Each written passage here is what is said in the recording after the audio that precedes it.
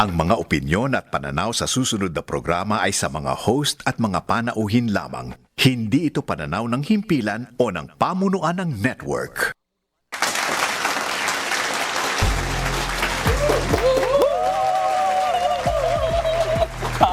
Mali kaya sa noong time show na napanood nyo. Akala nyo may kakanta dito. Nakabagong noong time show.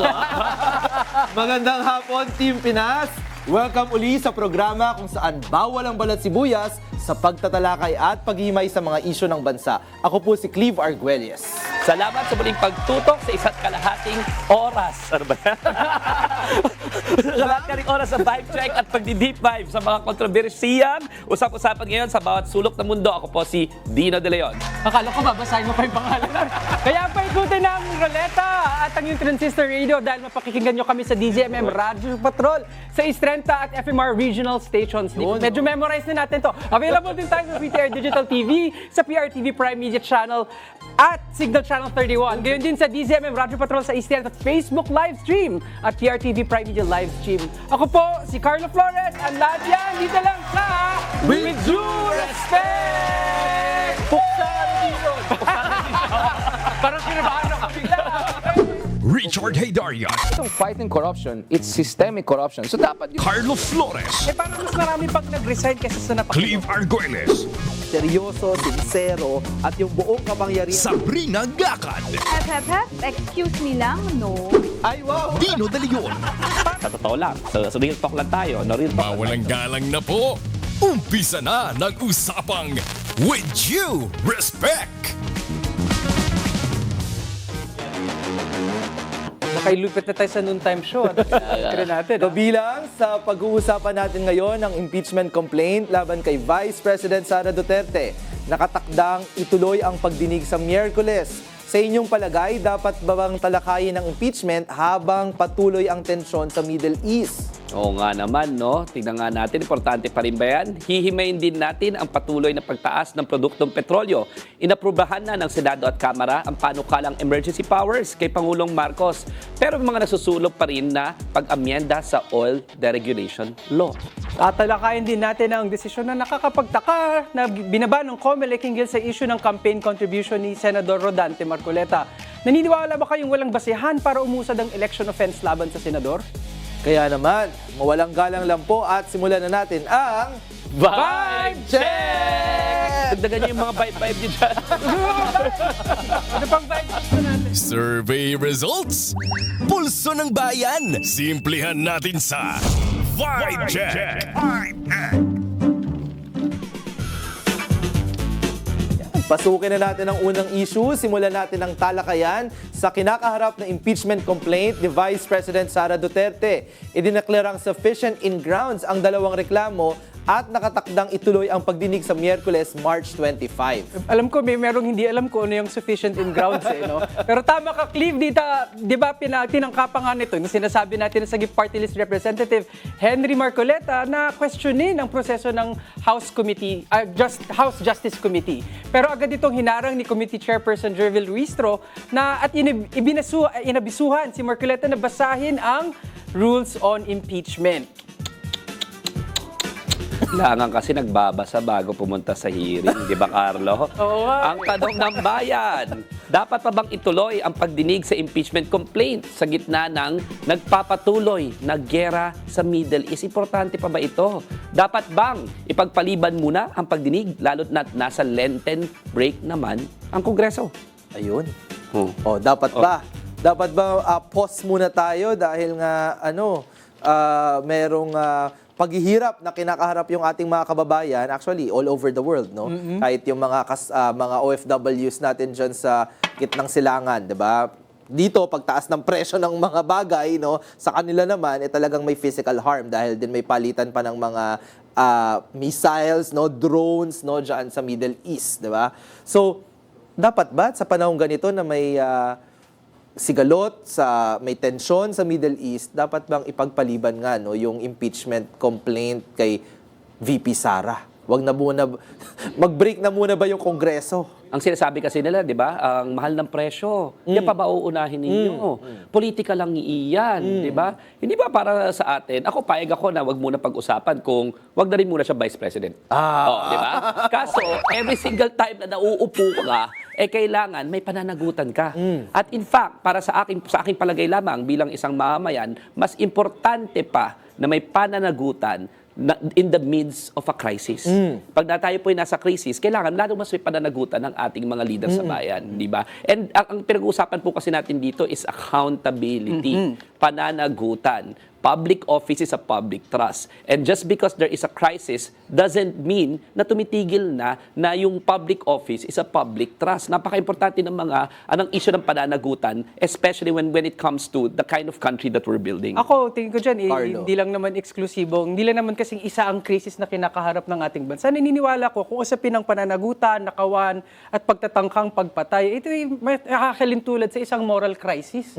Kung gano'n, pares na bang krisis yan, kailangan din nating harapin at kailangan nating bigyan ng kagyat na solusyon at resolusyon. Carlo Dino, marami din siguro mga kababayan natin nag-iisip kasi na parang malayo naman daw ata sa bituka yung usapin ng impeachment complaint laban kay VP Sara. Pero kung iisipin din natin, isa sa mga alegasyon ay maling paggamit o questionabling paggamit ng pera ng kaban ng bayan, 'di ba? Dahil doon sa mga maanumalyang paggamit ng confidential at intelligence funds, maanumalyang mga paggasta sa Department of Education. At alam niyo po sa panahon ng isang krisis kung saan naghihigpit tayo ng mga sinturon dahil kailangan magbawas ng gastos, magbawas ng biyahe dahil tumataas ang mga produktong petrolyo. Ang kasunod niyan, may bantang pagtaas ng pamasahe, bantang pagtaas ng presyo ng mga bilihin.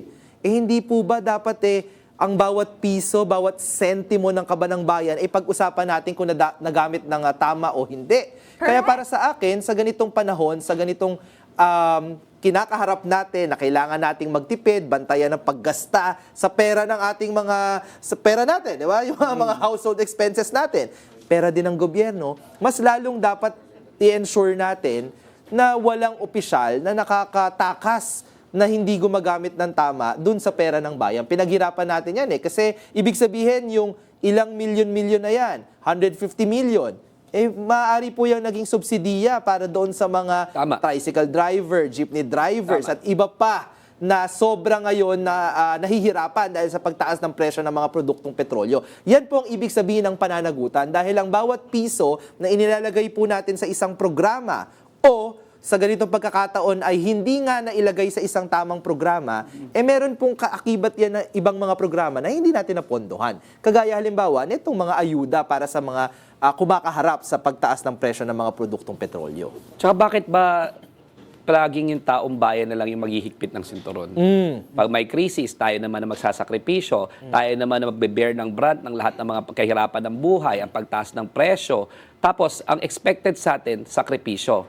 Dahil may krisis, sa kanila, ang ibig sabihin nun, magic pass. Nakita mo, pag may krisis, tayo lahat maghigpit ng sinturon, pero pag may krisis, sila, magic pass. Huwag muna silang panagutin. Anong klase yun? Ba't lagi ang sakripisyo nasa taong bayan? Hindi na talaga dapat tama yan. Oo. Hindi, tsaka maalala ko nga din, Dino, dun sa sinasabi mo na ang nangyayari kasi ay, totoo, may mga iba't iba talagang kinakaharap yung ating bansa, di ba? Naalala mo yung pandemya. Oh.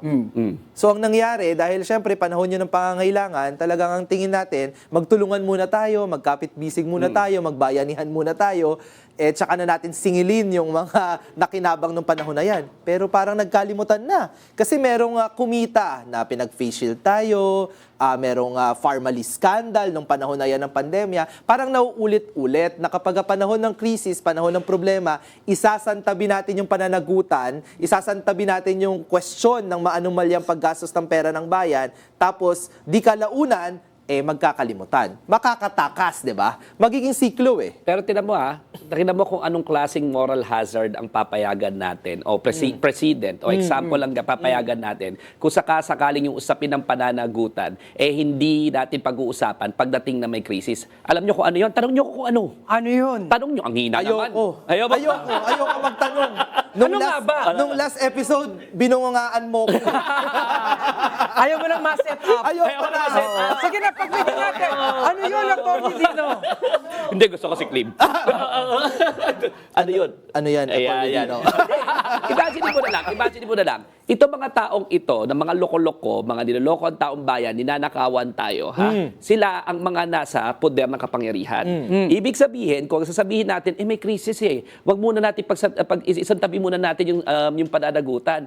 It encourages them to manufacture crisis every single time. At sila ang Tama. kayang gumawa nito kasi sila ang may kapangyarihan. So, nare-reward pa ang mga kalokohan nila at ang mga skandalo nila at paggawa ng artificial na krisis. Ibig sabihin, kung malapit na silang humarap sa pananagutan, gagawa yan ng krisis. At Tama. makapangyarihan yung mga Tama. yan. So kung kung papayagan natin yung ganyang pag-iisip, edi we are just encouraging crisis, the manufacturing of crisis every single time. No? Tsaka makonek ko lang alam mo, yung tension sa Middle East, primary naman kaya natin kinakaharap niyan lahat. At yung consequences niyan ay dahil sa Pangulo ng Estados Unidos na hindi nila matanong at hindi nila mag-isa sa sarili nilang kongreso, 'di ba? Kasi si US President Donald Trump unilaterally sa sarili niya na nakakapag-decide siya, gegerahin ko yung Iran, bobombahin ko yung Iran. Kaya ngayon lahat tayo kumakaharap dun sa consequences niyan. Kaya po napakahalaga sa panahon ng mga ganitong krisis, di ba? Talagang yung mga taong nasa kapangyarihan, hindi pwedeng hindi sila matatanong. Hindi pwedeng hindi sila haharap, no? Anytime, because public office is public trust, no? Anytime is a good time to demand accountability. Anytime is a good time to ask questions. Tsaka lagi ako naniniwala, di ba? Every single time na may crisis, it could have possibly been averted or we could have prepared better. At lahat yan, kung hindi tayo preparado, hindi tayo handa sa pagharap ng mga krisis na ito, lahat ito are byproducts of poor policy making.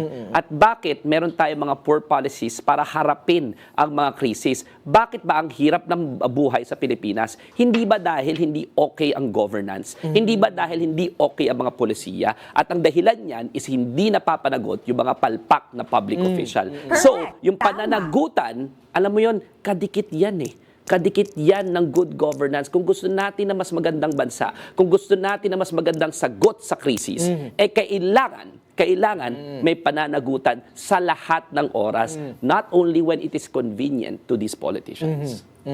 So wala talagang timing issue kung kailan dapat sinisingil ang mga government. May timing ba? Tignan nyo to May timing ba? Mga aligasyon, ganito alalahanin lang natin mga aligasyon kay Sara Duterte. Nagnakaw. Chinichira yung pera ng taong bayan. Nag-contract ng assassin. Hindi lang ito joke Hindi lang ito threat. Ang sabi niya, nag-contract na siya ng assassin, di ba? Ang nangyari dyan, apart from the confidential funds, merong limpak na pera na hindi niya ma-explain sa kanyang bank accounts. Tapos, yung ito bang mga oras na ito oras ito ng moral fitness And when we're talking about the moral fitness of a leader, walang oras yan kasi 24/7 siyang vice president 24/7 siyang vice president tapos suspended ang accountability dahil may crisis. Hindi kasi dapat ganoon yung usapan. Alalahanin rin natin yung bank account daw Ito talaga Tagal na niyan, Oo dapat masampine Ito ang challenge ko sa iyo, Sara Duterte. Makinig ka, Sara. Makinig ka. Ang sabi mo at ang sabi ng ama mo nung panahon niya, pag wala ka namang tinatago, wala kang dapat ikatakot. Ito ang challenge sa iyo ngayon. Mag-waive ka ng bank secrecy law. Pabuksan natin yung bank account mo. Total, wala ka namang tinatago, di ba? Bakit takot na takot kang mabuksan ang bank account mo? Again, kung wala kang tinatago, wala kang dapat ikatakot, I challenge Sara Duterte to open her bank accounts and to waive her bank secrecy. Yung rights under the Bank Tama. Secrecy Act. No? Pakita mo ang tapang mo. diba? Pakita mo ang tapang mo. Tama. Pakita mo ang tapang mo. Di Tsaka ba? din 'di ba? Parang bakit ititigil o isususpend yung pagdinig doon sa impeachment? Meron bang ambag ang ikalawang pangulo sa pagresolba ng krisis sa kasulukuyang tensyon sa Middle East? Ano ang bag? Tama. Nagpapababa pa siya ng presyo ng produkto ng petrolyo? Oo nga. Meron ba siyang magandang mga suhestyon? Di ba ginagamit nga lang itong kasulukuyang problema para din bumango siya? Dahil nga, siya nga lang ngayon ay tumatakbo sa 2028, diba? Na presidential elections, diba? Ba't natin siya pagbibigyan ngayon? Hindi naman pala siya nakakaambag din dun sa problema na sinusubukan nating resolbahin. Tsaka how convenient. How convenient dito kay Sara Duterte na wag muna, tsaka yung mga supporters siya, wag muna natin panagutin. As if ever napanagot si Sara Duterte. Nanuntok ng sheriff, an officer of the court who was implementing a court order, di ba? Abogado siya, pinagsasapak niya sheriff sa muka, sa harapan ng national TV, unscathed. The Dutertes have escaped accountability for far too long. And the reason why we are facing so much crisis, including an education crisis, including an economic crisis, tandaan natin na halos trumiple ang utang ng Pilipinas sa panahon ni Rodrigo Duterte. Imagine mo, nagsimula ang Republic of the Philippines. Hanggang kay Rodrigo Duterte, halos 5 billion lang ang utang. Simula noong panahon ng Republic of the Philippines hanggang kay Rodrigo Duterte, halos 5 billion lang ang utang. 6 years lang siya, naging 12 billion. Halos trumiple. Tapos, walang accountability whatsoever. Tapos, habang may crisis tayo ng pandemya, ninanakawan pa tayo. Pinagsusuot tayo ng face shield na walang empirical evidence. So, napakalinaw na they've escaped accountability for far too long. So, how convenient of your supporters to say, wag na muna, kasi may crisis no? Unscathed sila, they have to face accountability at the soonest possible time. And finally, if we want to get our acts together as a country, kailangan mabigyan ng pananagutan to si Rodrigo Duterte at si Sara Duterte sa lalong madaling panahon. Forthwith! Ayan, di ba? Yung tension dito sa With Due Respect, mas grabe yan kesa sa tension sa Middle East. At hindi Pero ang naman- tulong ay sasagutin kaya. Di ba? Ang hamon ni Atty. Dino De Leon. So, at hindi naman pwedeng kami na lang talaga yung magdadaldal dito. Kaya iniimbitahan namin kayong makisali sa huntahan dito sa With Due Respect. Mag-comment lang po kayo sa post sa Facebook page ng DZMM Radyo Patrol sa Istrenta. At syempre, babasahin namin ang inyong mga opinyon at komento sa segment na Take It or Leave It. Sa aming pagbabalik, alamin natin kung sino ang mga naging lucky winners ng ating Magic Ruleta at bakit sila naging usap-usapan sa mga kwentuhan. Dito lang yan sa With due respect! Sara Duterte, wave your bank secrecy. Challenge. We're waving. Duwag yan. Hindi niya gagawin. May tinatago. Live pa rin tayo.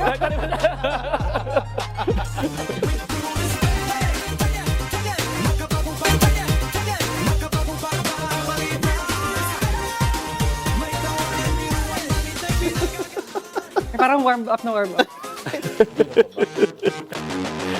Sumagot na ba? Yung na-wave na, hindi pa ata? Di pa. As of Di mag-wave 151. yan. Yes, so Mag-wave yan. Ito pa rin po ang With Due Respect kasama ang Team Pinas, ang mga nagpapapa-wave ng vaccine kay Sara Duterte. Muli ako po si Cleve Arguelles. Ang yaman ng unay, kamsat. Ako po si Atty. Dino De Leon. At ako naman po si Carlo Flores. Hindi po kayo nalilito, medyo inagahan po natin ng ruleta ngayon. Kaya excited kayo malaman kung sino ang ikutan ng ating Magic Ruleta. Tulad ng dati, magbibigay pa rin tayo ng quick comment sa sino, umasa na tayong hindi nagiging quick to, no? Sa Quick sino yan, bang quick matatapatan ng mahiwagang ruleta. Sa mga nanonood at nakikinig, pwede rin kayong makijoin. Share your thoughts sa live stream ng ating DZMM Radyo Patrol sa Istrenta Facebook page. Ito ang Magic Ruleta! Time! Paikutin ang Magic Ruleta. Excited na ako! Huwag na nating patagalin pa! Parang dapat may sayaw. Sayaw Go ako, Ruleta. excited Naman ako, sayaw. excited. May sayaw. Yay! At yan na po yung last time na paikutin natin. Okay, go Ruleta! Mukhang napagtitripan tayo today. Go Ruleta. Go Ruleta! Paano yung roulette? Hoy! Ikaw na nga. Ay! Okay. Ito. Ang lumabas sa ating ruleta, Ay si DPWH District Engineer. yes, Henry Alcantara. Bulacan, District, oo. Henry Alcantara. At si dati Sally Santos, tama? Oo, na mukhang medyo asim-kilig ang face ngayon. Pero parang di siya asim-kilig kasi balita ko ay sila ay na-discharge doon sa kanilang pananagutan kaugnay ng flood control. Dahil sila ay parang umabante doon sa pag-participate o pag-qualify doon sa pagiging state witness na tinatawag. Okay. Anong saloobin mo dyan? Una, meron akong tanong para sa'yo kasi ikaw yung abogado dito, di ba? Pero yung isa, yung hindi tanong ay, yung saloobin ko ay, umaandar pa pala yung mga kaso na yan sa flood control. Ba? Oo. Akala ko parang nagkalimutan na. Umaandar pala para magpawalang sala. nauna Kasi na-discharge agad eh. Discharge ka agad. Pero wala naman ang papakulong. Di ba? Ano ba to? So, yung- Discharge ang pinag-uusap. Nakakagalit na naman. Ginagalit na naman ako, no? Pero yun na eh, dahil Tsaka, state ito witness. yung ano, 'di ba? Ito yung nakakitaan ng pera sa table, 'di ba? Sa mismong district office, 'di ba, ng DPWH. Correct. At sila din yung grupo kasama mga BGC boys na pinangsugal yung pera. At diba? nagbalik ng barya. Nagbalik ng barya in the greater scheme of things sa kanilang sinusugal doon sa Soler at sa lahat ng mga di umano, hindi namin naman nila, di ba, na nakubra nila, no? Pero may binalik na baryang pera para tapos na-discharge na raw, no? Ang tanong ko lang, bakit parang nauuna yung mga balita ng mga na-discharge? Number one, kesa nai-issuehan ng warrant of arrest. But number two, okay, under kasi the law, dapat sila ay maaprubahan lamang bilang state witness kung sila ay least guilty, no? Ibig sabihin, meron silang mga ituturo, no, na totoong most guilty dito, pero subject pa rin niya ang arrangement na yan with the state, ang estado, no, kasi itong stage na ito, ang meron pa lang silang agreement is with the Department of Justice, prosecution, but that will have to be judicially approved, no, so mag-a-approve pa yung So korte. may tsansa na hindi ma-approve. Pero usually naman kasi kung may rekomendasyon ang estado, no, ang sinasabi ko sa estado diyan, makukuha lang namin yung most guilty at hindi sila yung most guilty with their testimony. So, ibig sabihin, kaya umabante na sila at dinischarge ng DOJ, bate sa pag-uusap nila sa kanilang mga affidavit at sa kanilang mga interview, ay mukhang natutukoy na ng ombuds o nung Department of Justice kung sino yung maaaring big fish dito. Pwede bang tignan ng ganun yun? Department of Justice or Ombudsman, depende dun sa kaso, no? Pero ibig sabihin, may teorya ang Ombudsman kung sino ang big fish, no? At sila ay ilan lamang doon sa mga guilty, but not necessarily most guilty. So ang mekanismo ng batas is to allow the states some certain of leeway, or in this particular instance, the Ombudsman, to at least ma-strategize kung paano nila i-build up yung kaso, and sometimes ang kailangan dyan ay magkaroon kayo ng pagkikipag-usap doon sa mga akusado, no? So it's just disappointing na ang nauuna nating nababalitaan, sabi mo nga, umuusad pa pala itong kaso na ito. 'Di ba? Parang ang init-init ng nakaraang administrasyon doon nung sinabing mahiya naman kayo. Ang sabi ni Boying Remulla, tutugisin niya ito at happy tayo nung si Boying ay naupo, no? Nung sinasabi niya yung mga pronouncements na ito. Pero sana hindi ito parang maging another Farmally, another Napoles scandal, no? Na halos another ano pa ba, DAP, kung ano man mga yan, na parang walang nakukulong at ang laging biktima ang pera ng taong bayan. Tsaka ilang buwan na lang, no? Mag-anniversary na din. Oo. 'Di ba? Yung pronouncement ng Pangulo. Kaya hindi siguro dapat talaga tutukan ulit 'to. Ang tanong ko nga, Pass your papers na yung ICI. Close shop na. Oo, close shop na. Mahigit 1 trillion ang pinag-uusapan. Ang pinag-uusapan na halos 200,000 infrastructure projects. Tapos pass your paper na. Tapos 60 plus lang ang Finish or recommend na not kaso. finish. Finish or finish, pass your paper, di ba? Tapos ganun lang yun. Di ba? Akala ko ba, mahiya naman kayo, akala ko ba this administration will make sure that there's going to be an anti-corruption campaign. Tapos, pass your paper na. Para namang lugi yung taong bayan dyan. So hopefully, no, at least may balita tayo na sige, na-discharge tong sila Henry Alcantara, si Sally Santos, pero sana may umusad ang kaso and sana constantly mag-update ang Ombudsman ng Department of Justice dito sa mga kasong ito. Sabi ko sa inyo, hindi quick comments itong mangyayari sa quick na ruleta yan, ngayong yan, araw. yan. Weekend. Weekend lang, ruleta. Very quick yan. We have to be just to the topic, puro na justice tayo nakukuha natin. Speaking of, si Congressman Jude Asidre at si Congressman Toby Chanco. Sapakan. Yun ba ang komentaryo mo? Face to face. Hindi, ano sabi May sagutan niya, may sagutan. Si, Nagkakainitan. Oo. Nagkakainitan. And tama lang naman na para sa akin palagay na sagutin si Toby Tiangco, no? Ayusin mo nga yung Malabon, Toby Tiangco, ang gulo-gulo sa Malabon, lagi na lang binabaha, di ba? Tapos puro kadaldal sa national issues. Tingnan Pero mo nabotas siya. Ay, nabotas pala, nabotas. Pero diba? okay lang din kung sosolusyonan niya yung problema ng Malabon. Oo nga, mali pala, Malabon pala yun. Pati sa nabotas. Pero same issues naman ang Oo, point same issues, yun. magkakatabi kasi yan eh. No? But anyway, anong sabi ni Toby Tiangco? Sabi niya kasi na para daw dun sa impeachment ni VP Sara, meron na daw mga kapalit na ayuda at proyekto o programa dun sa mga mambabatas. Kaya pipirma, no? Ngayon naman, ang sabi ni Congressman Jude Asidre, magpakita ka naman ng patunay. Hindi akusasyon at puro laway. Asan ang ebidensya? Kasi pinaghirapan, pinagtrabahuhan ng mga mambabatas na aralin ang mga aligasyon laban sa ikalawang Pangulo. May mga pagdinig, patuloy pa din yung pagbasa nila dun sa mga ebidensya.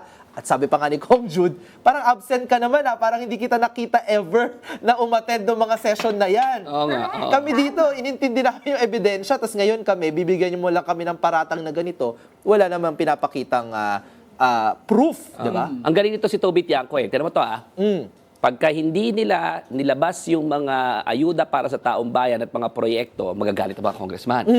Ngayong ilalabas naman, ay para ililink sa impeachment without any basis whatsoever. So ano yun? Damn if you do, damn if you don't, no? So anong gusto mo, Toby Tiangco? Wag ilabas yung mga proyekto na ito?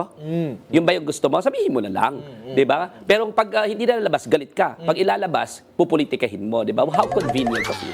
O di ba kasi kung may sufficient sa basis o basihan para sabihin na nagkapalitan ng pera para sa bote, sana kinasuhan na lang niya agad. Oo nga. Di ba? Kung nagmumukhang political stunt, yan ang pampagulo. Yan ang sinasabi natin uri ng distraction. Tapos sasabihin naman nila, ang dami nating iniintindi, wag na natin ituloy impeachment. Correct. Tsaka ayoko talaga kapag mambabatas ka, huwag kang ugaling troll. Alam mo yon na lalabas ka lang sa media, mag-a-allege ka lang na si ganito, may ganyang mga offer, di ba? Parang si Congressman Leviste din dati, di ba? Na si ganito, kesyo si ganyan, merong nagkaroon ng mga korupsyon. Bilang mga mambabatas, kayo po ay may nasa position of influence, 'di ba? Kayo yung mga halal na opisyal. Kapag may ganyang kaseryosong mga aligasyon, lalo na sa usapin ng impeachment ng Vice President, dapat magpakita kayo ng ebidensya.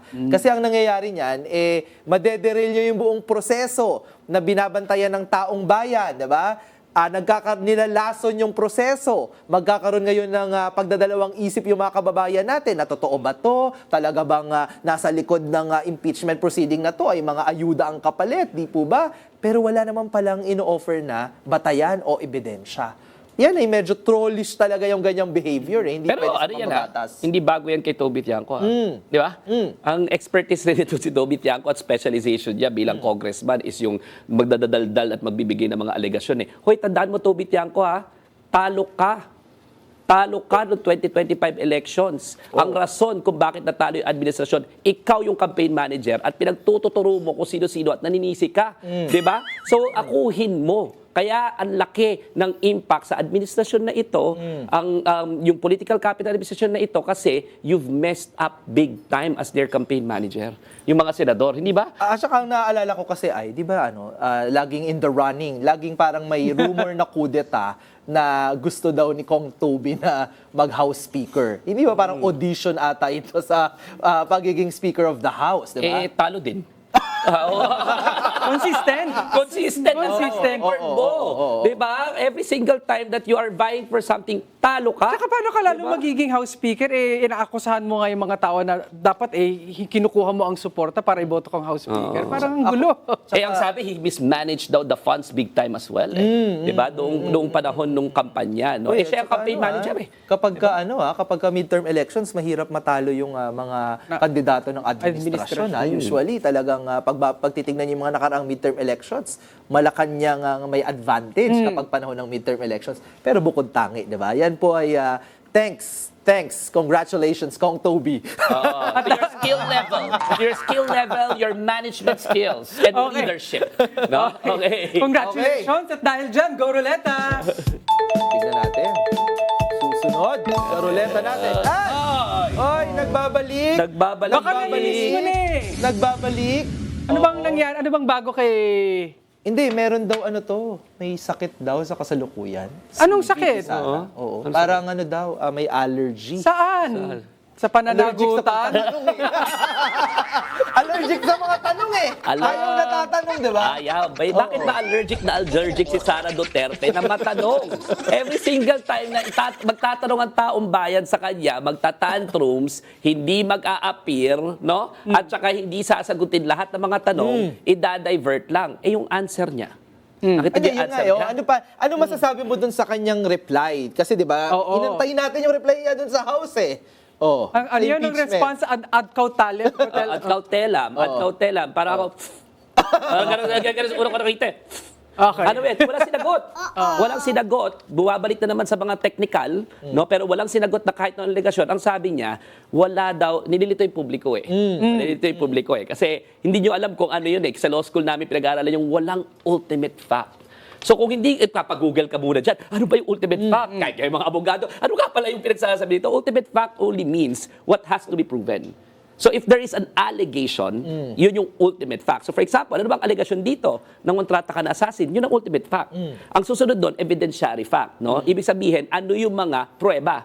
Anong kailangang i-prove? Ano yung mga prueba? Ano mga prueba na nangontrata ka ng assassin, di ba? Yung mismong ikaw ang nagsabi sa national TV. Kung makita natin yung assassin mismo na kinontrata mo, witness yan. Kung may nakakita kung paano mo sila kinontrata, witness yan. No? Pero ang biggest evidence dyan ay yung fact na ikaw mismo ang nagsabi. And yung ang allegation, ang ultimate fact based on the complaint is you committed you committed a culpable violation of the Constitution because you contracted an assassin. Ultimate fact yun eh. Yun yung allegation eh. Ano pa yung ultimate fact na sinasabi doon sa mga complaints, di ba? Ikaw ay nilustay mo yung pera ng taong bayan, di ba? Tama, Or hindi mo tama. niliquidate ng maayos at hindi mo maipaliwanag kung saan napunta. Isa pa is, meron kang graft and corruption kasi may mga pumasok na pera sa bank account mo. Yun yung mga ultimate fact eh. Ano yung evidentiary fact doon? Isasampinan mo yung bank manager Bank o kaya records, yung oh. AMLC report o kaya yung mga vouchers dun sa ano. Yun ang evidentiary fact. So, I have to say kasinungalingan bilang isang abogado, kasinungalingan yung alegasyon na walang ultimate fact. It is very clear. That is only a diversionary tactic. Pero if you're going to take a look at the answer of Sara Duterte, walang diniscuss na sagot sa lahat ng mga akusasyon. Eh, sabi nila, strategy daw yun para daw hindi raw mabasa ng prosekusyon ng kanilang depensa. Well, ako kasi, di ba, puro strategiya, nasaan yung pananagutan? Nasaan na yung, tsaka nasaan na yung pinasasabi niyang bloodbath at sasagutin ko lahat ng mga allegation na And you are But guilty chance about niya it. na yun? Oo. Sumagot? Tsaka duty mo, di ba? Mayroon kang duty to the public to answer these questions. Duty mo yan, di ba? Kasi public officer ka eh. Public office, according to the Constitution, is a public trust. And therefore, if there are serious allegations that you've breached that public trust, you have to answer for it. Ito ang sabi nga di ba? Sufficient na ba yung ultimate fact na sinabi meron kang mga undisclosed wealth Mga na hindi mo tagong yaman, nilagay sa SALN at nandoon yun sa bank account mo. Yun lang sabi. Yes, because that is undeclared wealth sa SALN. 2 beses na nga tayo naka-impeach So, dyan. masabi, Naka-remove Tsaka yan. ang presumption dyan talaga ay di ba? Merong ill-gotten wealth yan. Presumption. Diba? Oo. Pagka hindi mo maipaliwanag kung saan nanggaling yung pera na yan, yan ay presumed to be ill-gotten. Ill-gotten. And in fact, the OSG can commence for future proceedings and the burden of evidence shifts on you to prove that it was legitimately acquired. Kaya nga kailangan mong sagutin. kung bakit may ganyan kang halaga sa iyong bank account at may ganito kang ari-arian. Correct. Ako lang ang aking observation naman ay kakaiba na kapag ka sa publiko, ang mga press con, mga speeches, public speeches, may tapang para bang talagang sila ay ang sagot nila lagi walang batayan ng impeachment, no? Walang ebidensya. Saka may tapang, 'di ba? Na handang-handa ako, bloodbath, no? Kaya ko yang sagutin lahat. Pero kapag papel, 'di ba, yung legal proceeding mismo, wala man pala gustong sagutin. May pagkakaiba doon sa ipinapakita sa ating mga kababayan at saka kung ano talaga sa loob ng impeachment proceeding, 'di ba? So, kung pag sinasabi kasi na politika lang at namumulitika, parang ito yung tipo talaga ng pamumulitika kasi iba yung paliwanag mo sa labas, iba yung paliwanag mo sa publiko doon sa kung paano ka talaga sumasagot dun sa mga mismong aligasyon sa impeachment. Saka pagkaiba, wag natin i-confuse yung mga sarili natin na ang ibang matapang, ibang brat. Ay, alin ba siya doon para lang Oo, malinaw? yung matapang, hinaharap yung mga akusasyon head-on. Yung brat, nagdadabog-dabog, wag nyo kong tanungin. Iba rin yung balahura. Iba rin yung bastos. Tama. Wag natin i-equal, hindi pareho. Oo. No? Hindi pareho yung bastos, walang modo, brat, no? Na nagdadabog-dabog, at saka matapang. Oh. 'Di ba? Sa akin, palagay, yung mga matatapang, yung mga hinaharap yung akusasyon. Si Pinoy, nung panahon ng Deng Baksha, Umarap sa Senado. Sa Senado, 'di ba? Walang sampi-sampi na, sinagot lahat ng mga akusasyon. Hindi kailangan pilitin. Oo, si Hindi rin Laila sumakay sa wheelchair. Hindi rin sumakay sa wheelchair. Si Laila de Lima, no, lahat ng mga alegasyon, nag-speech siya bago siya makulong. Sinabi niya, these are all lies. I will not escape this country. I will fight here. Sabi niya, in my country. Hindi ako aalis at hindi ako natakot at lahat ng mga kaso hinarap. Tiningnan sa matang lahat, sinagot isa-isa lahat ng mga akusasyon at alegasyon. Yun ang matapang. Hindi yung magdadabog-dabog, magbabastos-bastos, Tantrums ang tawag magtatantros, dyan. magmumura. Ang tawag po doon, hindi matapang. Ano ang tawag doon? brat. Diba? Ang tapang doon, duwag na brat. Yun ang tawag doon, hindi matapang. Magandang hapon po sa inyong lahat. Sino pa kaya? Good afternoon. Magandang hapon po. Okay, go Roleta. Kamusta po ang inyong linggo? Happy Sunday po sa inyong lahat. Oh, Eto na. Senator Robin Hood Padilla Sr.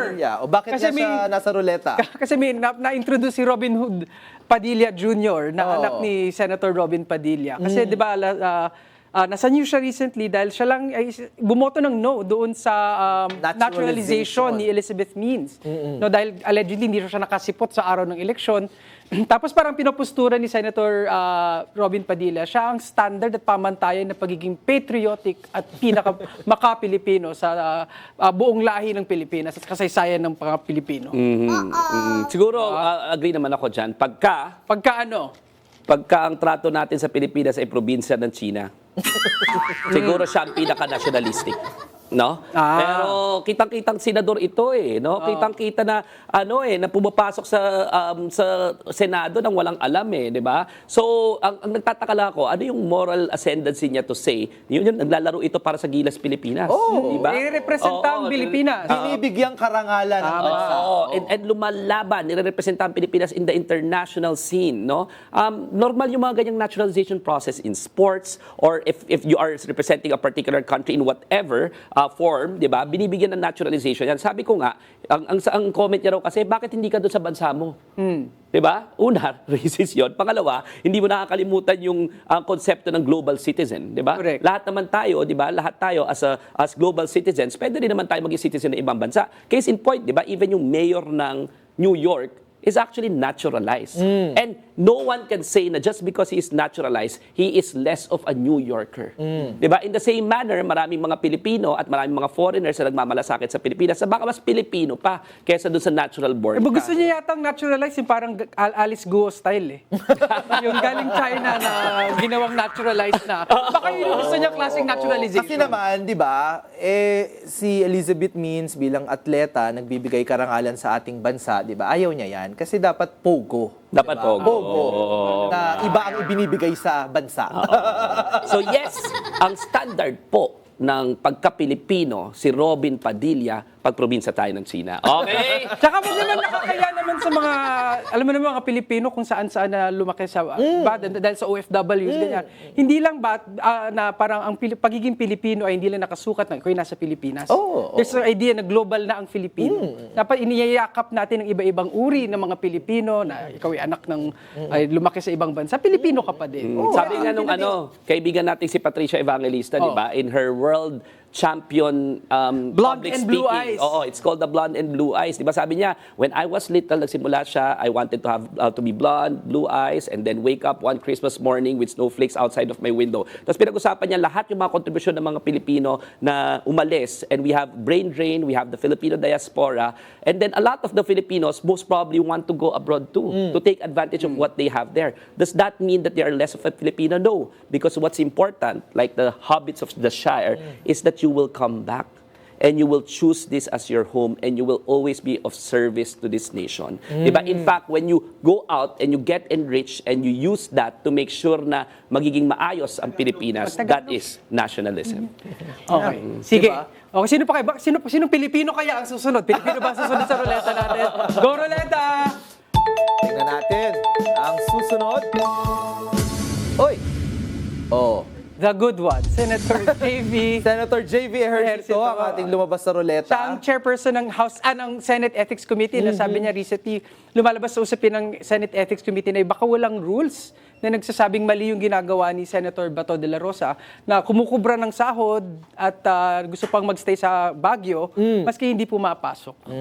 Ayan ba, pwede ba yan i-denaturalize ni Senator Robin Padilla? Si Senator Bato? Kasi Hindi niya gagawin yan. kumukuha ng sahod mula sa taong bayan pero hindi nagpapapasok. Yan po ba ay mabuting Pilipino? Mabuting mamamayan po ba yan, Senator Robin? Ha? Hindi, pero si Senator JV, syempre, inahamon natin yung Senate Ethics Committee.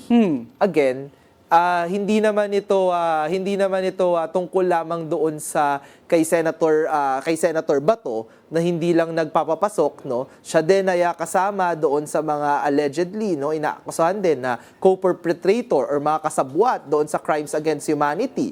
So, ang tingin ko kasi ay kailangan seryosohin ng Senado bilang institusyon, yung Senate Ethics Committee, si Senator JV, na ang nakataya dito ay reputasyon din ng buong institusyon ng Senate, no? Tama. Na ano yung kaya nilang gawin kapag yung mismong isa sa kanila, isang senador, no, ay may kinakaharap na kaso, no, sa International Criminal Court halimbawa, no, at gayon na din yung tanong ng taong bayan, di ba po, na gusto niyang nagre-request pa yan na ipatira yung kanyang pamilya sa Senate Mansion para maka-attend ng golf tournament kahit pa hindi natin alam kung nasa si Senator Bato ngayon.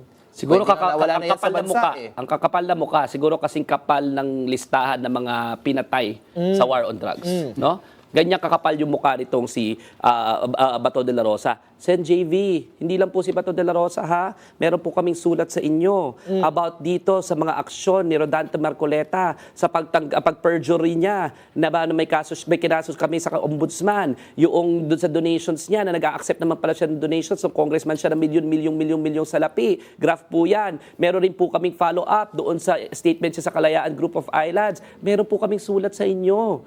No? So pwede po bang make sure na may accountability yung mga senador kasi kayo po ang chairperson ng House Committee on Ethics, 'di ba? Please show that you're indeed the good one. 'Di ba? Na hindi lang campaign slogan ng the good one, 'di ba? Na talagang pangangatawan. The good and the ethical one, Sen JV. Sen JV, umaasa po kami. Ang dami nating ipa-follow up next week. Oo. Sige, go Roleta! Okay, from one senator to another, lumabas ngayon ang seal ng Senate of the Philippines. Yun, no? Oo, lately naglabas, no, overwhelmingly supported by the majority, na tatlo lang yata ang hindi bumoto, nag-express ang sense ang Senate tungkol dun sa nasasabing issue dun sa judicial Yung dapat daw may pagkakataon na bigyan ng Due process. remedy, Remedy. sa mga local courts, no, yung mga masasadlak dito sa International Criminal Court na dapat hindi na mangyari yung nangyari kay dating Pangulong Rodrigo Duterte. Dapat daw yung mga susunod, no, na magkakaroon ng arrest warrant ay makahabol sila sa local court. question. Sino daw yung mga nag-file niyang ano? Parang wala daw silang vested interest yata yung mga nag-file. Siyempre yung nag-file, sila din yung mismong mga may pending na pangalanan ng mga Si Bato. co-perpetrators So ito ay final na resolution, no, pangunahin ni na Senator Bongo at Senator Bato din, 'di ba? Oh, tatlo lang yung po yung nag-dissent dyan, ha? Si Senator Bam Aquino, si Senator Kiko Pangilinan, si Senator Risa Hontiveros. Lahat po, halos lahat ay pumirma, at least an overwhelming majority. Tanong ko lang po, nakakainis no? Ano po ba, dati po, kasama tayo sa ICC, sa Rome Statute. Ang nakalagay po sa Rome Statute, pagka sineserve ang arrest warrant, dapat dumaan sa local courts. Sino po bang nag-withdraw sa atin sa Rome Statute? Hindi po ba si Tatay Digong? Kaya po, ang nag-govern na ngayon ay yung ating own act, o sarili nating batas, yung Anti-Crimes Against Humanity Act. At ang nakalagay po doon, may option ang executive na surrender. At in fact, kaya nga po isusurrender yun sa International Court para magkaroon ng due process. The due process will happen there, which is the trial. Hindi po ba? So, ibig sabihin, gano'n din po sa local courts natin, di ba? Kaya ka nga arestuhin para magkaroon ng trial. So, the due process is happening there. Pwede pa rin naman sila mag-file ng remedy doon, but you have to make sure na ma-enforce muna yung jurisdiction ng court. So, una, kaya nawala yung remedy na yan dahil winidraw ni Tatay Digong. Pangalawa, nakakagulat lang na ang sense of the Senate is inconsistent with the domestic law. Ang law, ang batas ay may option ang hekutibo, ang executive to surrender to an international criminal court. At hindi lang inconsistent sa international law, no, at sa domestic laws din natin, no. The sense of the Senate, tingin ko, ay inconsistent sa kanilang obligasyon bilang Senado ng Republika ng Pilipinas. Bakit naman po ang resolution parang tungkol po sa pagprotekta ng mga sarili niyong kasamahan at mga kasapi ng Senado? Pero wala pong resolution patungkol sa libu-libong pinatay nung gyera kontra droga na kahit katiting na due process ay hindi po nakatikim sa kahit anong korte sa loob ng ating bansa. At ngayon po, na sila ay dumudulog sa International Criminal Court para magkaroon ng kahit kakaunti man lang na due process, matikman man lang nila yung inyo pong pinaglalaban na due process, ngayon, ang inyo pong resolution ay kampihan ang mga pinapangalanang kasabwat sa krimen laban sa sangkatauhan. Mabigat, seryoso po itong kaso at dapat niyo pong tandaan, kayo po ay mga senador para sa ating bansa, hindi po para sa mga kapwa niyo senador. Tama. Okay. Okay. Yun na ba? Wala na ba yung ruleta? Wala na rin tayong oras eh. Gusto ko pa eh. Go Ruleta! Wala na. Go ruleta! Ayaw na! Wala yung ruleta, Kulang sumuko na. pa eh. Okay, okay. Hindi! Oh.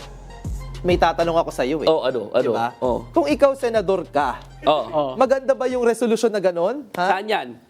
Senate resolution di ba? Kasi mga senador yung mga gumawa ng resolution eh. Kung ako senador? Oo. Sa 2020.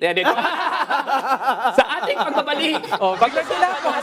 Di ba? Ang patuloy na pagtaas ng presyo ng produktong petrolyo at panawagang amendahan ang oil deregulation law. Dito lang yan sa With Due Respect! Joke lang po yan, ha? Joke lang po yun. Tinatanong eh.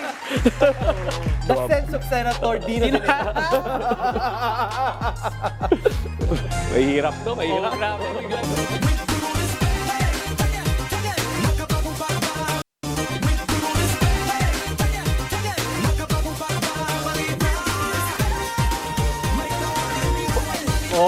Di ba? Yan o. Nakatutok pa rin po kayo sa With Due Respect kasama ang Team Pinas. Now, let's take a deep dive sa panukala ni Senate President Tito Sotto na layong amyendahan ang oil deregulation law. Panahon na ba yan? Nakasaad sa panukala ang pagbibigay ng kapangyarihan sa pamahalaan na tukuyin ang presyo ng mga produktong petrolyo. Magkakaroon ng mga price ceiling at price floor sa tinatawag sa economics. Kaya nga Dino, no, kung maatatandaan natin na ipasa ang oil deregulation law noon pang 1998. Ano pa lang ako niyan? Musmus pa lang ako niyan, ha? Ano nang feeling noong 1998? Hindi ko kasi alam eh. Ano bang mundo nun? Si Dino, ano na yan, no? Mga 30 years old na siya niyan. Butante na siya naman. Kung saan ang kompetisyon. Sa pangalan... Tapusin muna natin.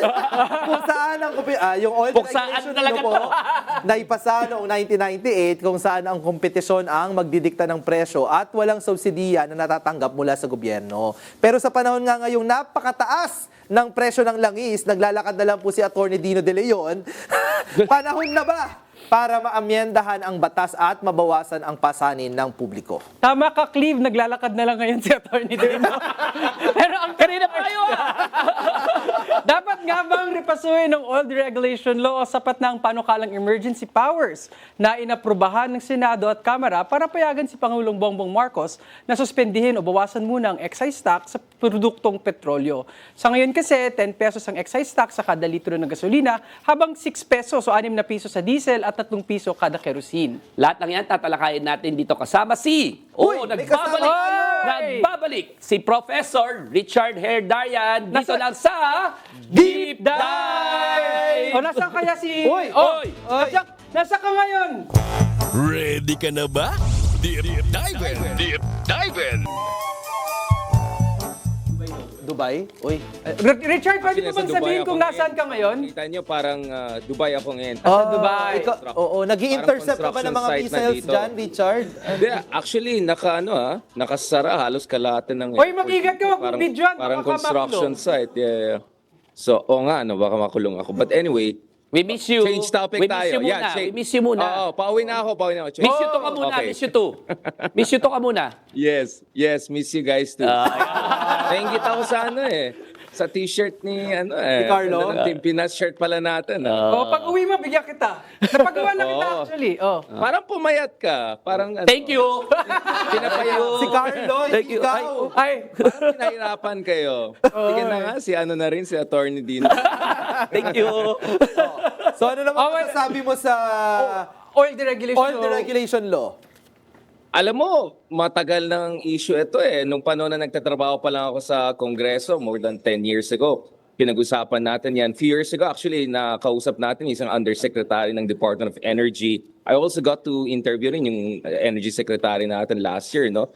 Honestly, para sa akin, ang daming problema eh. Dahil una-una, parang wala tayong masyadong transparency paano nakakalculate etong mga presyo ng mga bagay. Yung national grid natin, alam natin maraming problema dyan in terms of yung privatization nangyari. Not to mention yung Chinese grid company, laki ng hawak din dun sa isang parte ng national grid natin. So I think in many ways, kung titignan mo yung ating energy sector, isang dahilan na napaka-vulnerable tayo sa external shocks, including yung nangyayari ngayon at pwede potentially lumalala pa yung situation kasi nagtetreta na si Trump na atakein yung mga power stations sa Iran at sabi naman ng Iran, magre-retaliate sila across the region. So, mukhang hindi mawawala itong problema ito for a long time. So, na-expose ngayon yung vulnerabilities ng sistema natin. Huwag natin kalimutan, yung ating basic economic sectors ngayon ay halos-halos lahat hawak ng mga malalaking pamilya, malalaking conglomerates ng kumpanya. At nangyari yan dahil especially nung 1990s, no, nung medyo matanda na si Clive Yata by that time, you should remember it very well. Nung 1990s, dahil medyo pa-bankrupt na tayo, dahil we inherited all the debt from the Marcos era, hindi natin nababayaran, at yung balance sheet ng ating mga malalaking kumpanya, state-owned companies, napaka-vulnerable. Basically, nag-massive privatization tayo. So, ang nangyari dyan is yung classic na tinatawag na state capture, hindi lang regulatory capture. State capture kung saan the privatization process ay parang nag-co-op ng mga malalaking kumpanya. So, kung titignan mo yung hindi lang yung batas, no, pero yung implementasyon ng batas sa ating energy sector, hindi lang sa electricity, ang dami mga problema eh. Ang dami mga hindi na-explain ng mabuti sa akin whenever I ask yung mga top officials, whether undersecretaries, secretaries, at mga eksperto dito. So sana itong amendment na ito, kung talagang diretso ito, sana hindi ito performative lang, no, or pakit lang. Sana talaga magbibigay ito ng more oversight powers dun sa ating Energy Regulatory Commission. Sana magkakaroon tayo ng more transparency paano nakakalculate yung mga energy prices, especially pag may shock externally. May mga nagsabi na kailangan i-assess din yung ating wholesale electricity spot market, yung WSM. And then of course, sana kasama dito sa amendments, I also push yung ating energy diversification strategy para more renewable tayo. Alam mo, nung 40, 50 years ago, Pilipinas ay isa sa mga pinaka-energy diversified countries in the world. Of course, partly thanks to the Marcos era ng mga hydroelectric plants. Pero since then, talaga nag-stagnate yung ating energy diversification eh. And not to mention, tinitignan ko yung mga vulnerable countries. Thankfully, we're not as vulnerable of some of our neighbors. I think yung situation sa Vietnam, even Indonesia, ay medyo alanganin. But I'm not sure kung meron pa tayong mga strategic reserves eh.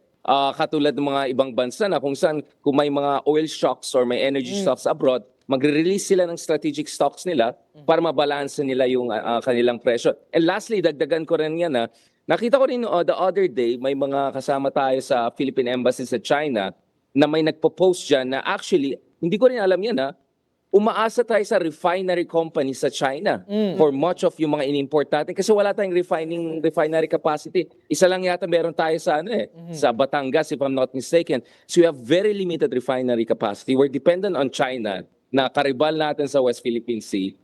Wala tayong strategic reserves. Napaka-privatized at hindi transparent yung ating energy sector at saka yung pricing mechanisms nila.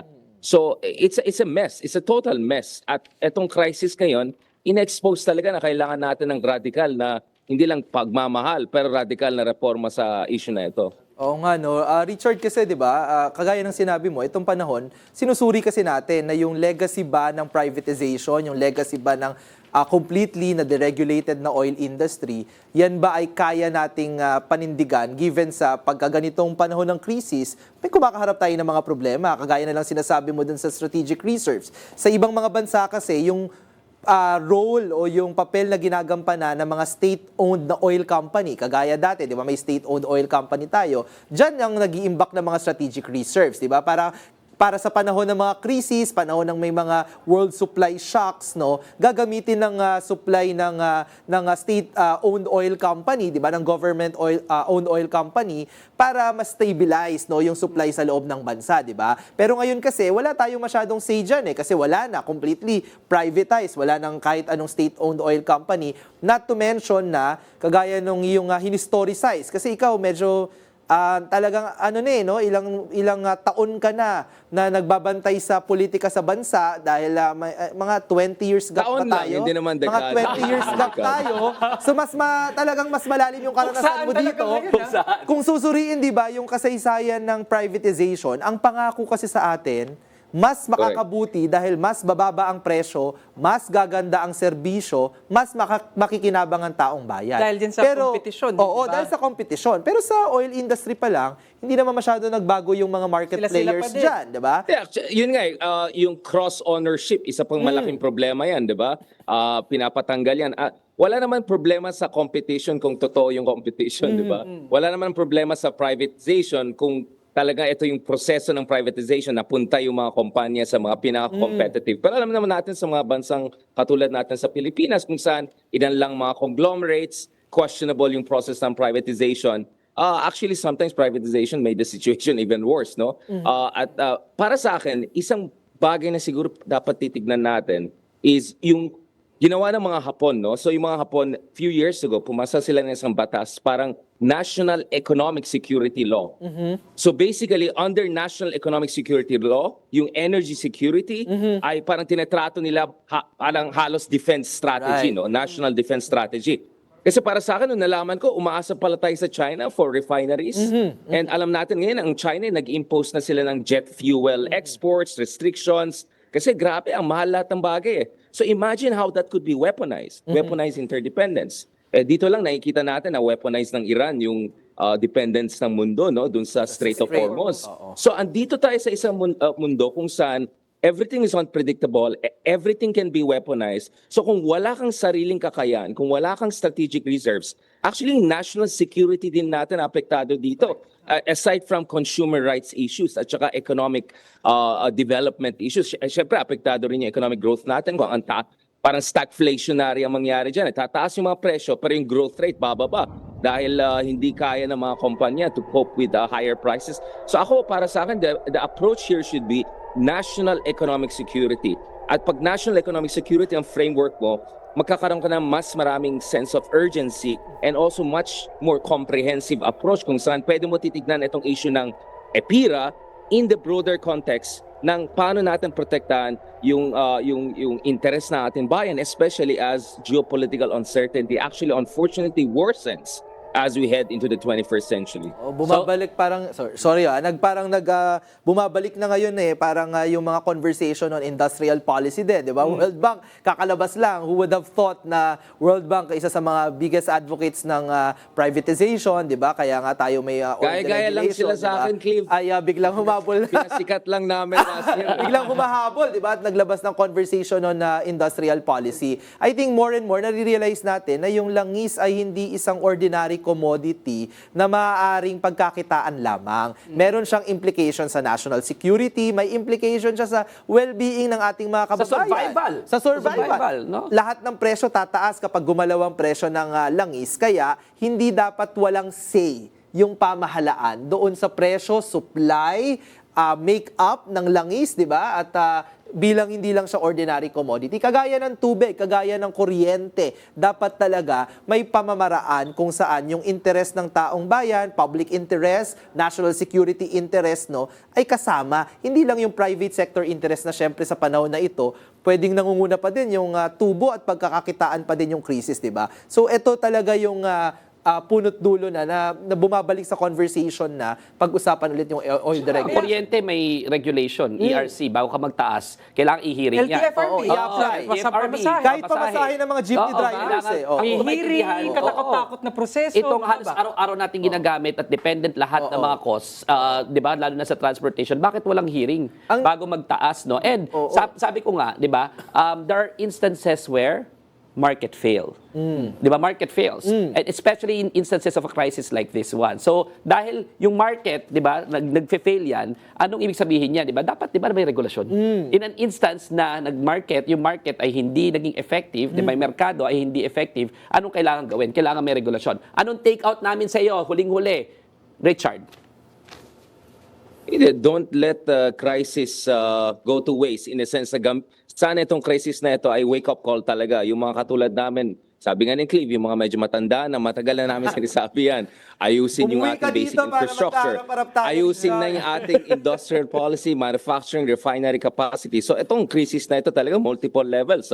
Agriculture, food commodities, everything is going to be affected dito. So lahat ng mga structural vulnerabilities ng ating bansa, unfortunately, ay na-expose dito. But at the same time, ito rin ang isang oportunidad na magana na tayo, magpupush na tayo for radical reforms. Hindi lang legally, pero also in terms of institutional empowerment. So ating sana yung mga ating regulatory agencies, better paid, better hired people, better monitoring, empower din natin yan. At that's what people forget. At the end of the day, kailangan mo ng gobyerno, kasi kung umaasa ka lang sa private sector, profit lang ang kanilang priority. Hindi national interest, hindi welfare ng mga consumers. Yung hinahanap lang nila is profit margins. At I cannot blame them. That's how market competition works. At dito papasok yung national economic security at yung trabaho ng gobyerno. Alam niyo, napakamahalagang resource talaga ang oil. Alam niyo pang mahalagang resource, time. Time out muna tayo. Dahil sa ating pagbabalik, samahan niyo kami sa meriendang puno ng bangayan dito lang sa With Due Respect. Thank you, Salamat, Thank you, Richard, Ingat for ka. your 2.5 decades of experience in political analysis. Ingat, ingat. Kalibasan, hindi ka nakakasagot, no? Nakakasagot Richard ngayon.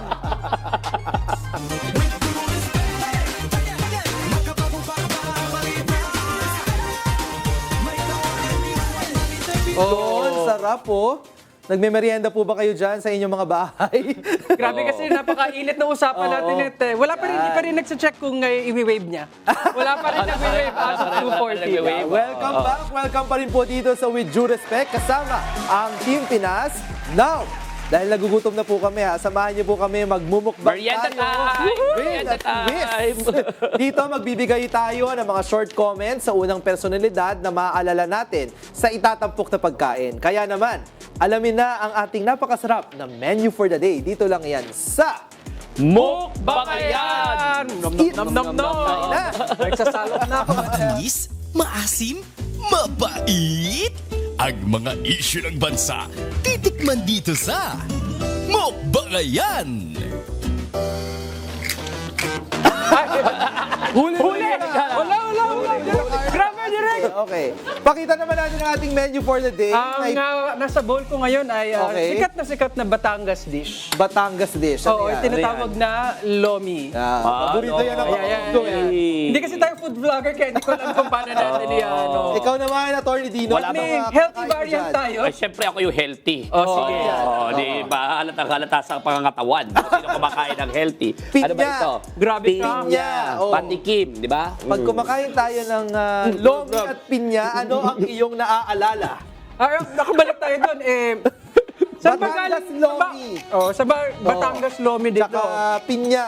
Oh. Anong mga... Alam niyo yung alamat niyan. Hoy, Bakit? sabi mukbangayan, hindi mukbangan lang. May bangayan. Alam niyo yung alamat ng pinya? Alam niyo yung alamat ng pinya? Oh.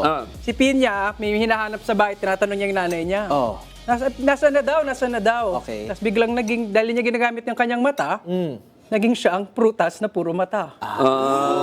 Di ba? Sino kaya yung mga Ang mata para daw gamitin niya sa pagtingin, pagbasa. pagbasa, paghanap ng mga hindi yun Di kung ba ano. lagi na sinasabi, bibig ba naghahanap? Oo. O mata? Oo. Ang sabi ay, you look with your eyes, not with your Mao. Mao, Yan. di ba? Oh, so parang ano pala yan? Parang yung hearing pala yan nakaraan, no? Bakit? Parang si Congressman Marcoleta pala yan, di ba? Naalala mo? Oo. Ikaw nagsabi niya, ako kumakain ako dito. Hindi, naalala ko lang eh. Kasi parang Baka sabihin nila, si Marco yan na naman nakakaligo. Bakit? Ano bang nangyari kay Congressman Parang Hindi, Marcoleta? diba? Kasi na, hinahanap niya, nasabi niya, parang wala naman daw sa rules yung sufficiency in grounds, di ba? Parang ini-interrupt niya yung proseso ng impeachment. Sino ba kausap niya doon? proceeding. Kausap niya, saktong-sakto, Batangas Lomi, Batangas Ay, hindi representative kasi, At di ba? ang tagapangulo chair ng Justice Committee na si Kong Beatrix Luistro. Yes. Na ang sabi niya ay... Kung madodrawing ko lang yung totoong pumapasok marahil sa isip ni Kong Luistro, nagbabasa ba talaga? Oo, hindi kasi- Interpretasyon ko lang. Oo, pinapalabas niya na parang pinapalabas ni Congressman Marcoleta na parang out of order. Hindi tama yung nangyayari. Proud pa siya kasi ang tagal niya na daw nasa Kongreso bilang Chief of Staff. Pero ang ganyan, na-reveal ganyan. naman pala ay bibig ang ginagamit kasi, hindi mata. Nasa rules of impeachment naman pala, matagal na. Kasi sinasabi pa niya na ilang beses na daw siyang nakadaan ng impeachment na hindi niya daw to nakita. Eh parang hindi naman pala siya Teka lang. nagbabasa. Nakukulangan pala ng pag-aaral. Ibig sabihin ito kinakain ko to si Marcoleta to. Naiisip video. Yung sa page ito. Parang Nililiryenda mo. Kaya pala ang asim. Ang asim. Pero parang mas gusto ko yung mga buhok ng pinya. Ganun. Oo, kaysa kay Marcoleta, no? Pero May buhok palang pinya. ba yung sa taas? Buti Yun pa ang parang pinya. Ginel yun eh. Buti Oo, pa ang buti pa ang pinya. Di pinya. ba? May Okay, buhok. okay. Hindi, pero kasi din, di ba, itong mga kasama ko dito, kung makita nyo, pakita nyo naman direct. Oo. Sabi, mukbang yan. Mukbanga na lang sila. Ayaw na kausapin direct ko. Oy, nagbigay na ako ng alam mo. Kumain na kasi ng Batangas Lomi. Hinahayaan na lang ako dito makipagtatayan. Diba? Ano naman masasabi ninyo dun sa Batangas Lomi natin? Oh, yan. Oh, Ito palagay ko, just itong version na to, hindi ko sasabihin ko saan galing, parang balansyado naman ang lasa. Parang may tapang sangkap at yung lapot, no, ibig sabihin, maraming kaalaman at mga sangkap at mga sahog. Sino naalala mo dyan? Si Kong Beatrix na parang balansyado din ang pangbaso ko, very balanced din ang pagpapatakbo sa Justice Committee. Actually, ano mo, may anghang. May anghang May ba yan? konting kagat. May konting kagat, no? Itong kasing si Congressman Luis, no? In fairness, no? Balansyado, masarap, may sustansya ang mga pinagsasabi, hindi katulad nung iba na para bang kulang sa sustansya. Yung pinya naman, masustansya eh. Kaya nga hindi ako naniniwala sa mga pinagsasabi nyo si Marcoleta ito. Kasi may sustansya Kami na ito naman eh. mali. Oo nga, may Sorry na. sustansya ito eh. Wala Lagi namang kami sustansya mali. yun eh. Di ba? Parang, tsaka, alam mo, rich in vitamin C, di ba? Itong ang pinya, Yes. 'di ba? Ang pinya. Ito dapat yung mga pamuksa natin sa mga kalaban ng katawan. Eh si Marcoleta naman hindi naman pamuksa sa mga kalaban ng Pilipinas. Yun, Ay, bakit kailangan mo pa din? Di ba kapag mataas lang blood pressure mo, kailangan mo ng pineapple juice, di ba? Papababa. Eh, tumaas yung dugo ko nung sinasabi niya yun. Kaya nga Kaya hindi ako naniniwala sa mga pinagsasabi yung si Pinya Marcoleta. Either way, kailangan ko pa rin ng pinya pag nakikita ko si Kong Marcoleta. Bakit? Tumataas nga presyon ko. Okay. Okay. Kaya, ako kakain na ako dito, baka gusto nyo nang mag-gap. Ang sarap po ng pagkain. Sana po masarap rin ang inyong mga merienda. Ako pala, sa ating pagbabalik, pag-usapan natin ang pagkaswelto ng COMELEC sa isa na namang Marcoleta! Oy! Hinggil sa gastos ng kampanya noong 2025 elections. Buti lang, kumain natin, mawala naman ako ng gana. Ang menu for the day, Marcoleta. Marcoleta. Lahat yan, dito lang sa... With due respect! Ito mga Marcoleta, ang daming kabulastugan ha. Ang dami yung kabulastugan. Sarap. Kape.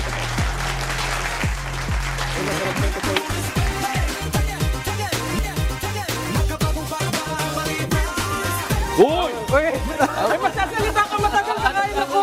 Magbabaon Huli ko ka na eh. naman. Pangatlong serving mo na yan, Carlo. Yung mga sarap kasama eh. natin sa studio, hatian mo Ay, naman. sige. Tira ka naman. Sorry, sarap kasi ng lomi.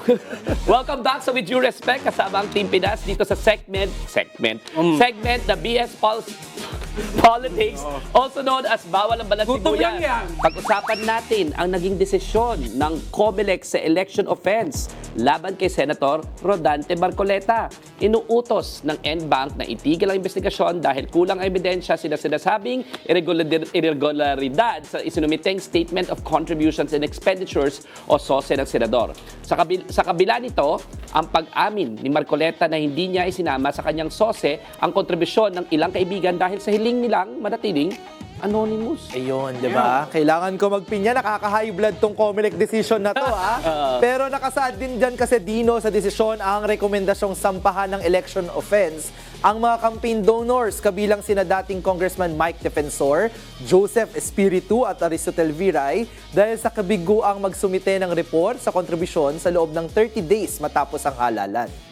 Kaya bahala na kayo, kakain na lang ako. Pero joke lang, kaya nga umalma si Defensor na kinwestiyon na bakit sila lang dapat ang masampahan ng reklamo. Ganyan din si Marcoleta ang nagdesisyong wag isama sa SOSE ang mga campaign donations.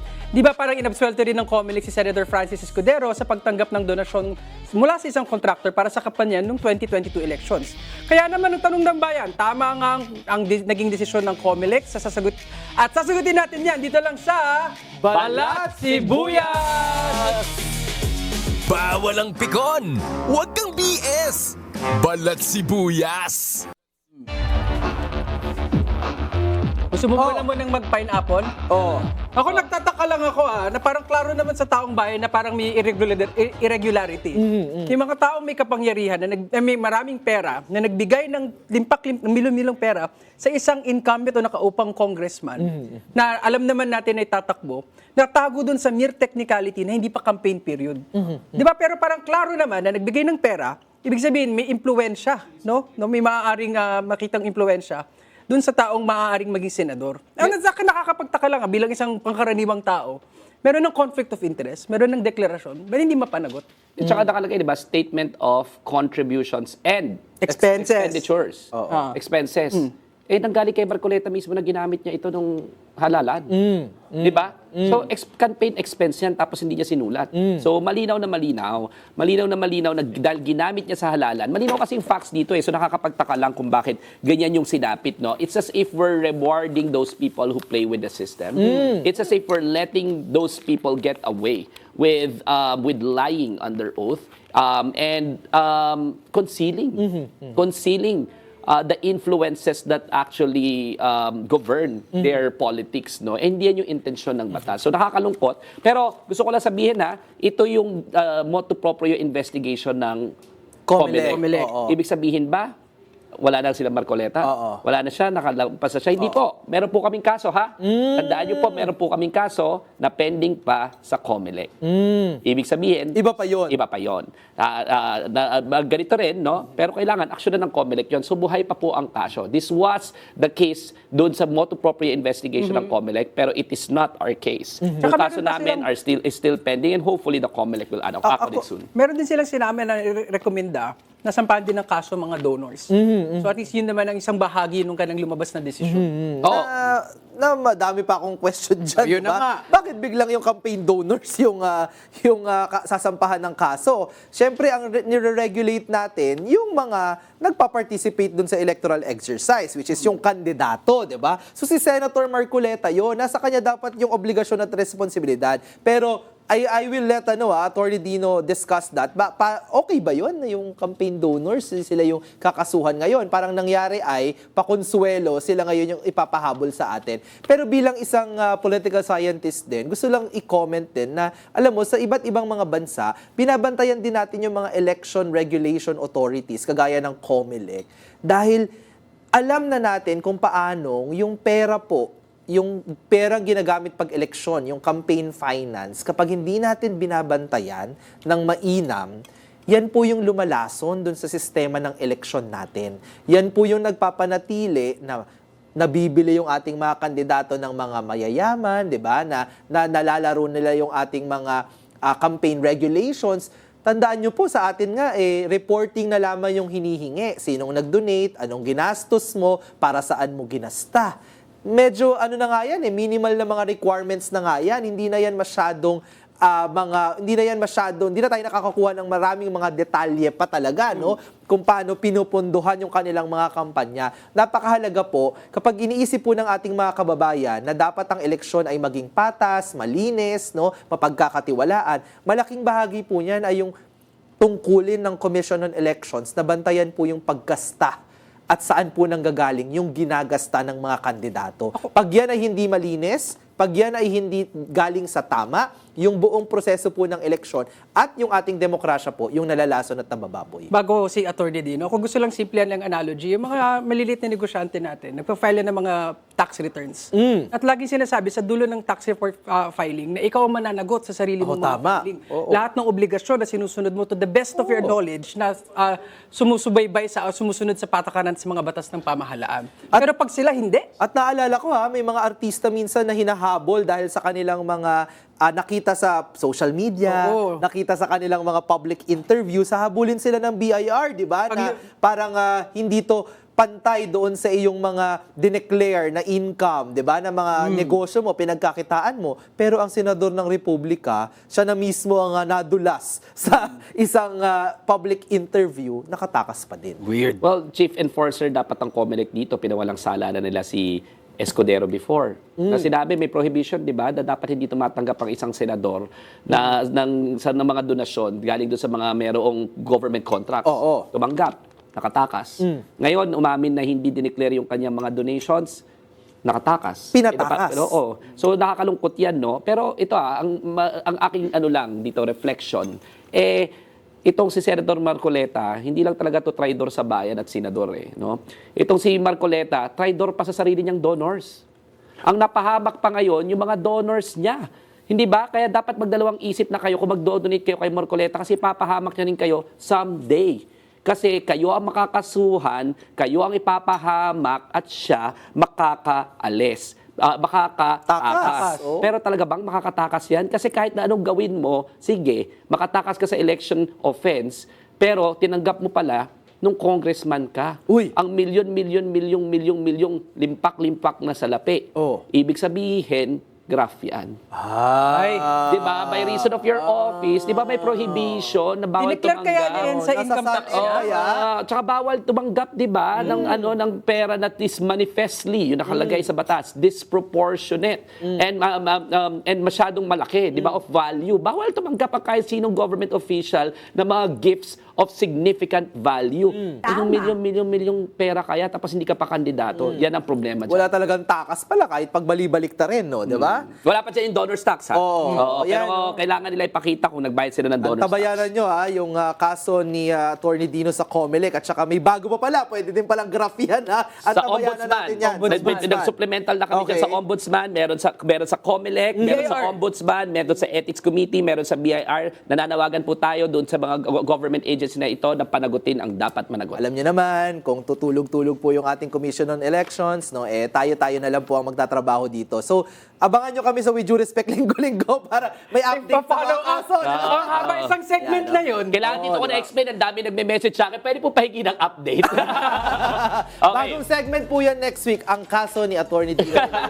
Pero ngayon naman, babasahin na po natin ang mga inyong komento dahil sumama kayo sa ating talakayan. At syempre, bilang mga judger, magdedesisyon kami if we will either take it or cleave it. Saan na ba yun? Okay, tingnan natin. Take it or cleave it. Dalawa na lang. Ay, ito. Oh. Sige lang. Okay. Sige. Okay. Basahin na natin ang unang comment, Carlo. To Sige. the honors. Okay, a blessed Sunday mula ito kay Rachel Dinglasan Victoriano. A blessed Sunday, Team Pinas. Despite all the crisis ongoing, sana tuloy pa rin ang impeachment kay Sara Duterte because what she does during her term as VP and DepEd Secretary and her father on his term, so many problems also created a crisis. Take it or Take it or cleave it. Take it. Malinaw sa akin na iba-ibang krisis, hindi lang yan economic crisis dahil sa mga poor economic policies, no? Hindi lang yan crisis sa edukasyon. Ang pinakamalaking krisis diyan na ginawa ng mga Duterte, yung moral crisis sa ating bayan. At pinagbitak-bitak ang Pilipinas, polarized, no? At yan ang kanilang main strategy para manatili sila sa kapangyarihan. Okay. Yun na yun kasi may crisis of time na din kami. Sige. Okay, next comment mula kay Ruby Lumpas 5153. Puro pa press con na lang ang Toby Chanko. Di naman siya mapaliwanag kung saan napunta ang mga projects sa Navotas. Nawala ba o na-minimize man lang ang baha? Yan ang dapat ipaliwanag ni Mr. T. Uy, Yeah. Mr. T pala yan. No? Mr. T. Grabe yung initials na ginamit. No? Pero, Take it or leave it. Take it. Take it tayo. Take it tayo. Oo. Wag puro daldal. Kung meron ka talagang ebidensya, Toby Tiangco, laban dito sa mga congressman na to, kasuhan mo. File mo Kami na. nga, kinakasuhan namin, ordinary citizen lang kami. Ikaw, marami kang resources at your disposal. So, put your money and your resources where your your mouth is. Okay, sige. At ang last comment na babasahin natin, mula kay Mark Christian Baltao. Mabuhay kayong apat, may tapang at malasakit sa bansa at mamamayang Pilipino. God bless us all. Thank you, okay, Mark okay. Christian. Take it or leave it. Siyempre, take it. Take it kami dyan. 100%. Maraming salamat sa lahat. Ang dami pa mga comments, do, pero Oo wala nga, tayo masyadong nakikita ko oras din sa ngayon. comments na may mga nanonood galing sa iba't ibang mga bansa. No? Marami May po mga salamat galing sa pagtutok Saudi. sa With Due Oo. Respect. Diba? Binabasa po namin ang inyong mga comments at sila po ang nagpapalakas sa aming loob sa araw-araw. Ayan. Okay, so pili tayo ng two winners. Mananalo ng ating mugs, no? O, para mabilis. 2 winners. Oo. First 2. First two. Okay, si Rachel at si Ruby. Yeah, meron po kayong With Due Respect mugs. Congratulations! Congratulations with the Rachel signature. at Ruby. With the signature of ng mga hosts. Congrats sa ating mga winner. Ngayon, araw-araw at linggo-linggo na lang may bakbakan sa politika at problema at krisis kinakaharap ang mga Pilipino. At pero huwag natin kakalimutan na ang Pilipinas ay napakayaman, ang mga Pilipino ay napakagaling at napakadakilang lahi.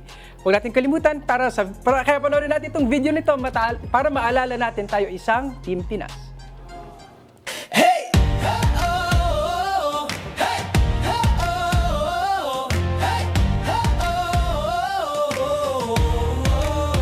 Bawat hakbang sa lupa ng bayan, pusong nag-aalab, handang lumaban sa kalsada ng pangarap. Tayo'y sabay, hawak kamay, Team Pinas ang taglay.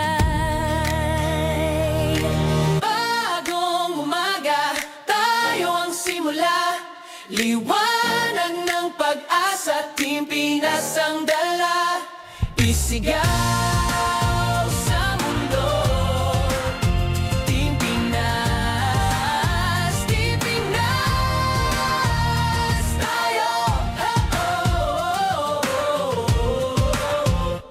Kulay ng watawat, ating inspirasyon, pulat bughaw, dilaw na patnubay ng nasyon. Sa bawat bituin, kwento ng tagumpay, tayo'y magkaisa, pangarap ay sabay. Bagong umaga, tayo ang simula, liwanag ng pag-asa, Team Pinas ang dala, isigaw sa mundo. Team Pinas, Team Pinas, tayo.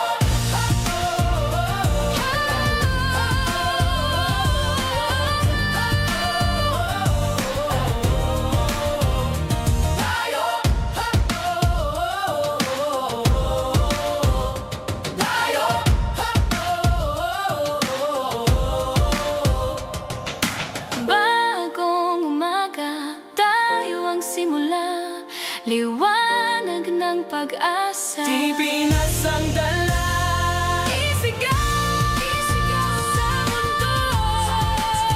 Team Pinas, Team Pinas, tayo. Team Pinas, Team Pinas, tayo. Good. Yun. At yan na naman po nagtatapos ang isa't kalahating oras ng bardagulan at malamang talakayan natin sa iba't ibang issue ng Pilipinas. Muli, maraming salamat po sa lahat na naki-vibe check at naki-deep dive ngayong hapon. Nabitin ba kayo sa kwentuhan? Huwag po kayong mag-alala dahil makakasama niyo po ulit kami sa susunod na linggo. Yan, sunod nyo naman po mapakikinggan sa DZMM Radio Patrol sa Istrenta, FMR Radio Stations at PRTV ang programang Connect Ka Dyan kasama sina Franco Reyes at Doc Luisa. Tandaan, wala pong personalan, linggo-linggo. Dito lang yan sa With Due Respect! Bawal ang balat sibuyas! Ayaw na ako ng pinya.